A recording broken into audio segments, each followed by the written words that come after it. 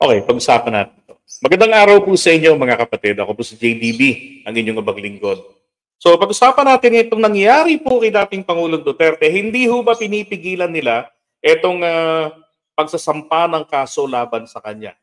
Diba? Pero nangyari, nako ho, tinuluyan po siya sa ICC. Tinuluyan ng, Office of the Prosecutor, nasampahan siya ng kaso. Ngayon, ang sabi ng mga DDS, aba, dati 49 cases daw. Bakit ngayon? 3 counts na lang.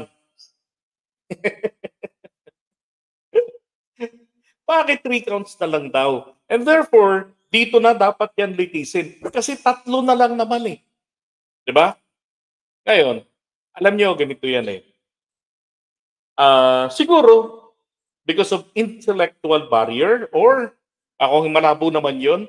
Malabo rin naman siguro yung language barrier. Parang mas madali hong paniwalaan ang purpose nila kung bakit kinakapitalize nila ngayon para makakuha ng suporta na pauwiin na lang dito si Digong at dito litisin. Kasi 3 lang naman daw ang kasong naisampa laban sa kanya. Di ba? Sabi nga nila sa isang post na nakita ko, nasaan ang 30,000 cases? Di ba?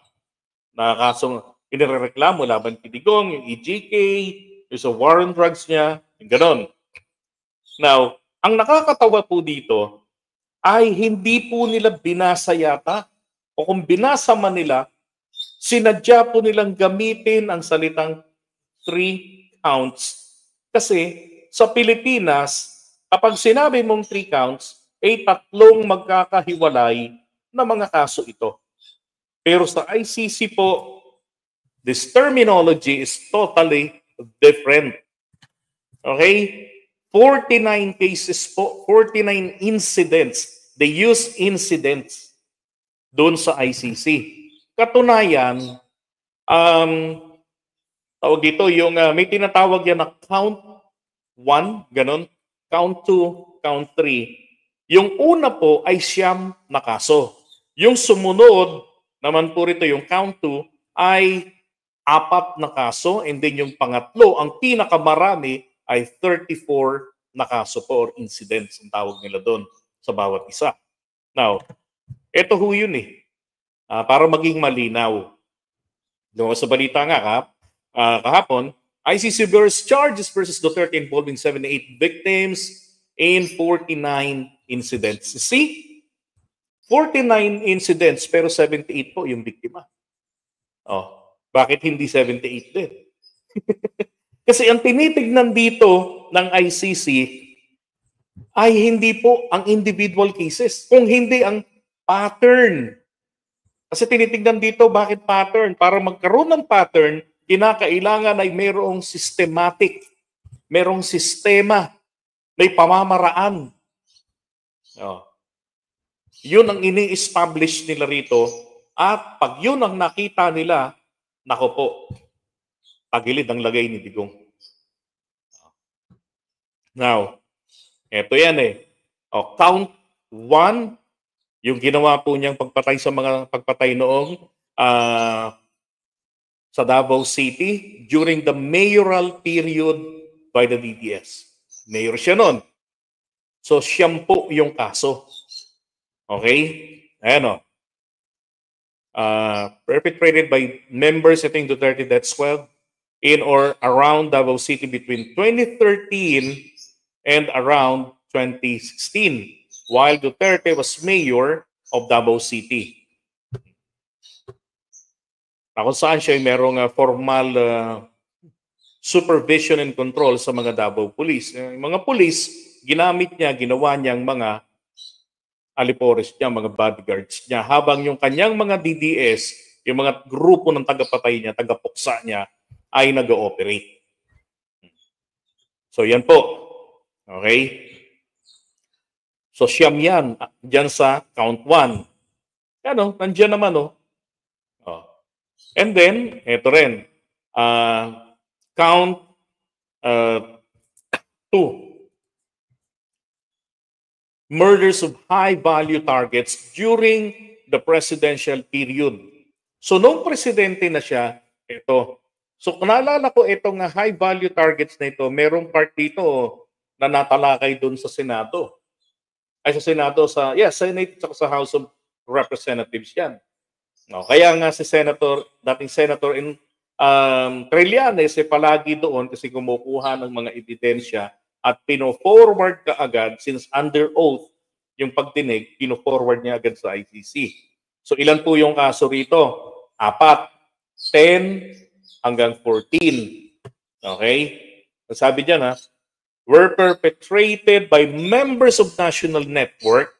So pambansa na talaga. Kaya ang ginamit niya rito, kapulisan in locations across the Philippines during the 30th presidency between 2016 up to 2017. Kasi yung 2018, wala na Hindi na tayo, di ba 2018, kinalas niya Pilipinas. And then the following year, after a year, then 2019, March, formally hindi na tayo member ng ICC and therefore hindi na pwedeng mag-investigate ang ICC beyond that period. The victims were individuals labeled as high value, including for alleged involvement in drug manufacturing or drug syndicates. Some of the victims were listed in the PRRD list, referring to the initials President Rodrigo Roa Duterte, with targets categorized by tier according to their assigned value. Level 1 to 5. At alam, di ba, doon sa hearing, may kanya-kanya, may mga corresponding amount yan. Meron pa, milyones ang halaga. Depende sa level ng matitsugi. Pero sabi ng PIDEA dito, yung binigay naming listahan sa kanya na na-vet namin, ganito lang.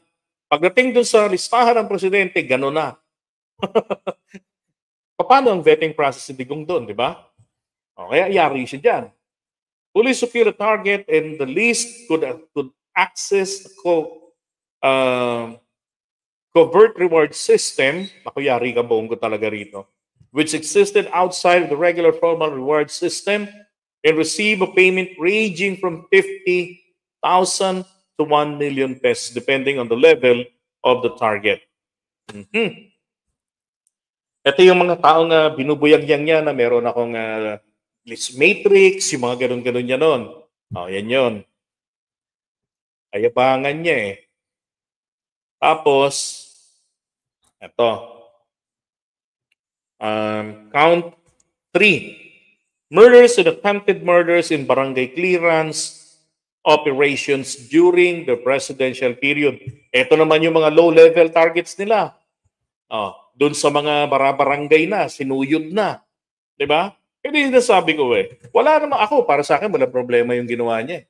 Buti nga yun, instant justice sa mga taong nasira ang buhay. Ang problema, may batas. Bilang presidente ka, kailangan mo sumunod sa batas. Diba? You have to do it the right way. Yun ang naging problema. Kasi ang paniniwala ni Duterte dito, matatakasan niya yan Kasi nga, merong isang sinabi siya dati na under the revised penal code, at kasi 10 anyos ka na, dapat pinapalaya na ang isang preso. So, siya, pagdating ng mga panahon na yan, nasa 70 na siya mahigit nung naging presidente, sabi niya, saan pa nila ako dadalahin? Ibig sabihin paano pa nila akong papanagutin? Hindi na sinasabi ng batas na hindi na ako pwedeng ipakulong. Pwede akong mahatulan pero hindi ako pwedeng makulong na. Humanitarian consideration. Just like what happened to Imelda Marcos. She was convicted, di ba? Dito sa Pilipinas with finality ng Supreme Court. Pero hindi na siya kinulong because of humanitarian consideration. Yun ang sinasabi rin dito ni Digong. Nakala niya matatakasan niya. Ang problema, hindi siya dito sa Pilipinas kinasuhan, sinampahan siya ng kaso sa ICC. Boom, panis. And then, historically, di ba, Attorney Ganadin, may mga instances na nagpapataw ang ICC ng parusa kahit na 80 anyos na yung akusado o kahit na ito po ay nagpapataw sila ng parusa ng 30 anyos na pagkakabilanggo o kaya naman pag minalas-malas pa ay life sentence. Depende sa gravity ng mga kasalanan. Ito, ang lupit, ang dami nito. Oh. At saka yung sinasabi rito ng mga DDS na hindi pwede ang ginawa na yan na nagsampa ng kaso sa kanya nang wala siya doon. Abay, bakit hindi? Di ba? Ito, yan o. Dami niyan. 49 incident yan. Or incidents. Diba?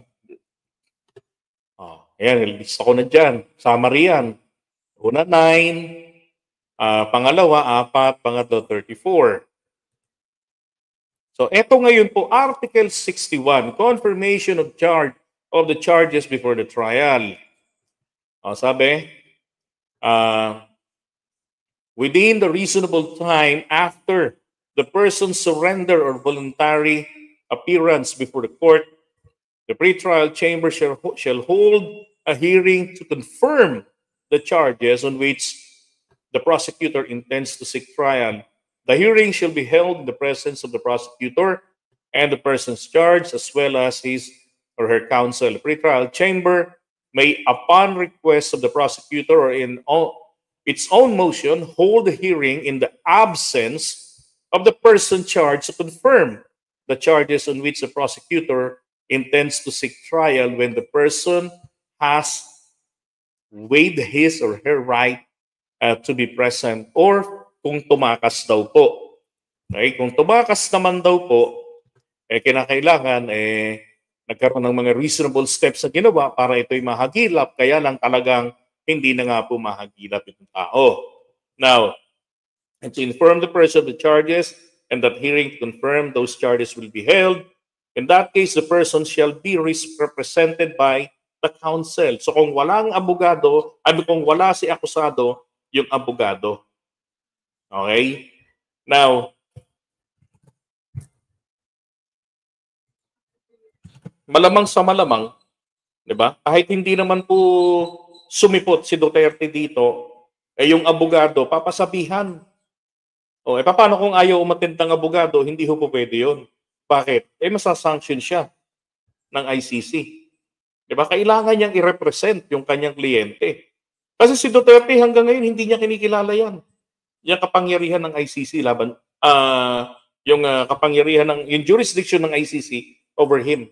At sinasabi pa rin nilang kinidnap lang siya and illegal sa ilalim ng batas ng Pilipinas, which is hindi naman applicable na diyan sa kanila. Diyan sa sa ICC. Dahil ang ICC po ay nangingidnap talaga yan. Kaya nga legal yan eh. Kidnapin ka muna kung ayaw mong sumuko, kung ayaw mong magpa-aresto ng maayos, di ba? Ikukulong ka muna nila bago kanila didemandahin. Kasi ang sinisiguro nila rito ay yung hustisya. Magkaroon ng fair application of justice. Merong due process. Kailangan nandun. Kaya hinuhuli nila ang kanilang mga subject diyan ay mga leader ng bansa. Diba? Mga bigating tao, mga maiimpluwensya. Kaya kinakailangan ma-secure muna nila yung custody bago nila ito sinasampahan ng kaso. Baliktad ang ICC. Yun ang maganda dito. Hindi katulad dito sa Pilipinas.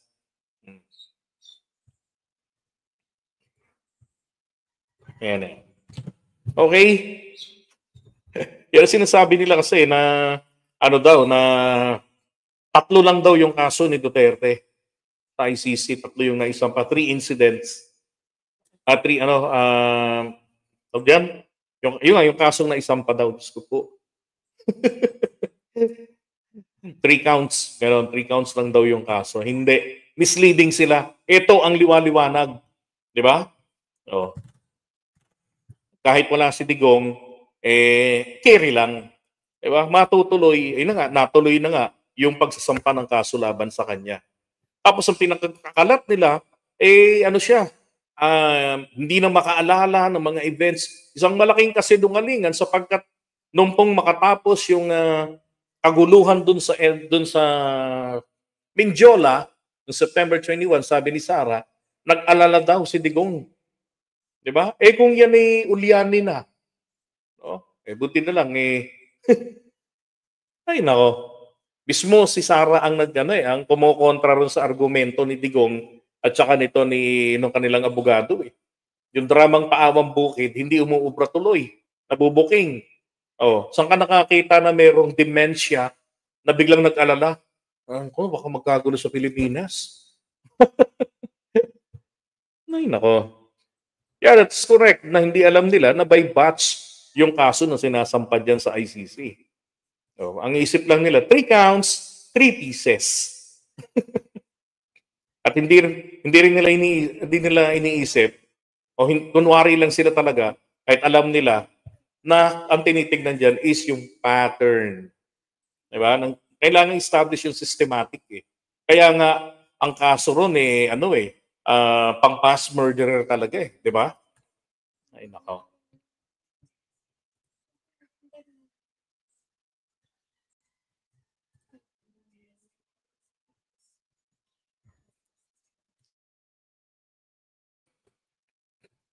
Okay, pag-usapan naman natin yung kasunod. Ito. Si Zara.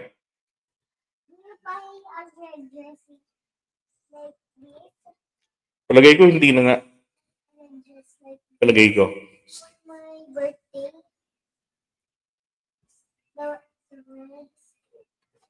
Kaya nga kinakantsawan sila dun sa rally. Tatay nyo, ano ba yun? Tatay nyo karton. Hindi na uuwi si Digong sa EDSA's sa EDSA People Power Monument. Malabong makauwi yan. Ang dami niyan eh. The ICC judges, not with the age of the accused, but the gravity of the crime they committed. See? Diba? Okay, pag-usapan natin ngayon etong si Sarah.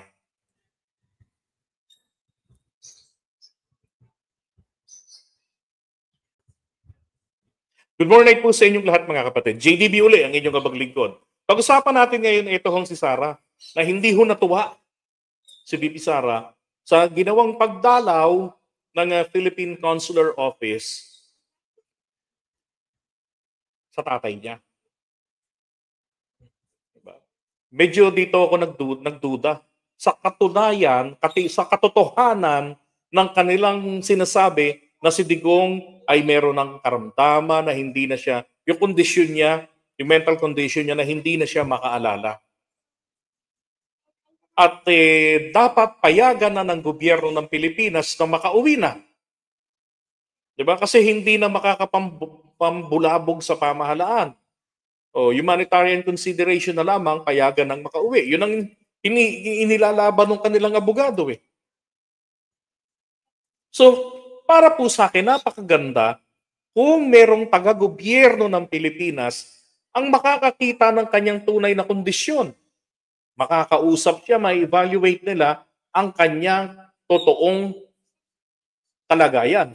Aba, nagalit po si VP Sara doon ha. Eto. Galit na galit oh. Ayan, sabi niya dyan na FPRRD does not need you. Diba? Yung welfare check ng Philippine Embassy sa The Hague. Ito po yung kanyang statement na inilabas ngayong araw na ito. Sabi niya dyan, ay nakatanggap daw siya ng disturbing information mula raw sa Malacanang. Mas Mariosep, dinalaw tatay mo, disturbing. Chine-check lang nila kung nasa loob pa. Ay. Ayan o. I have received disturbing information from Malacanang that a report about former President Rodrigo Roa Duterte was submitted to President Ferdinand Marcos Jr. by the Philippine Embassy in The Hague. The officials entered the detention unit under the false pretense of conducting a welfare check and interviewed FPRRD. The said officials clearly abused the rule of the detention unit concerning consular visits. Paano mong masasabi na inabuso nila? Pinayagan nga sila ng ICC. Hindi naman siguro bobo yung mga taga-ICC, yung mga personnel doon. Di ba? Napapayagan kung bawal po sa kanilang patakaran yun. Gobyerno yan ng Pilipinas eh. mamamayan ng gobyerno ng Pilipinas, si Digong. Oh, ayaw lang po ritong makita, ayaw lang po ni Sara kasi na fact check yung kanilang sinasabi na walang ginagawa na hindi man lamang inaalam ng gobyerno natin ang kalagayan ng mga OFWs. O yung tatay niya nga eh. 'Di ba? Ano bang tawag doon? Preso, ewan ko, basta ganun. Diba? Overseas, preso. Inalam yung kalagayan ng tatay niya. O, ipinadala na yung report sa, tawag dito, bigayan, di ba, sa ating Pangulo yung report. O, balay mo makakatulong na payagan ng Pangulong Marcos na pauwiin na lang yung tatay mo. Kaso, malabo na yan. Inasar mo na naman, binulabog mo na naman eh. Now, since the month of March, there has always been at least a family member or two that visit former President Duterte almost every day precisely to guarantee his well-being and humane treatment. The permission given by the ICC in allowing the agents of the very government that abducted FPRRD to intrude upon him without seeking permission from the family members who are in The Hague places his life and safety in imminent danger. So, ibig sabihin ni Sarah, pwede palang malagay sa panganib, pwedeng patayin ng mga tauhan ng gobyerno ng Pilipinas ang tatay niya. Kasi bastang pinayagan na lang daw ng ICC na makapasok itong mga tauhan ni PBBM, tauhan ng gobyerno natin. No. Kaya po nalagay daw sa panganib ang buhay ng tatay niya. In such sham welfare checks are allowed to continue, then the ICC and the Philippine government maghanda kayong sumagot fully and directly for kung meron daw mangyaring masama sa dating Pangulo. Kabilang na daw kung ito ay mamatay. Sabi niya, kung ito ay mategi. Dahil po doon sa resulta ng panghihimasok, yung peking welfare check.